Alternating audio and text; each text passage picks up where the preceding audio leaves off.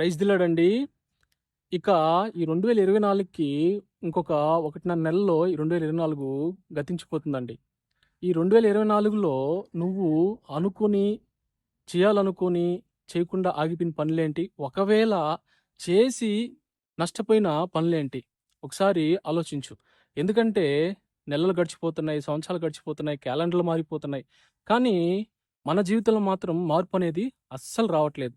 లేఖనంలో చూసుకున్నట్లయితే పొట్టు గాలికి ఎగిరినట్లు సమయము గతించుచున్నది.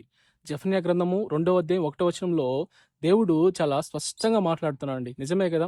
పొట్టు గాలికైతే ఎలా కొట్టుకొని పోతుందో సమయము, కాలము అలాగే గతించిపోతుంది. కానీ మన జీవితంలో, మన కుటుంబాల్లో మాత్రము అసలు మార్పు రావట్లేదు. ఈ యొక్క 2024లో జనవరి నుంచి ఈ నవంబర్ నెల వరకు నువ్వు ఏమైతే చేశావో ఒక్కసారి ఆలోచించుకో. ఏ ఇబ్బందులు పడ్డావో, ఏ బాధలు పడ్డావో, ఏ శ్రమలు పడ్డావో, ఏ నిందలు పడ్డావో, ఏ అవమానాలు భరించావో, ఏ ఒక్క కష్టాలు నువ్వు భరించావో, అవి మళ్ళీ 2025లోకి నీతో నీ కుటుంబంతో రావాలనుకుంటున్నావా? లేదు ప్రభువా, లేదు దేవుడా, ఈ యొక్క శ్రమలు నాకొద్దు, ఈ బాధలు నాకొద్దు.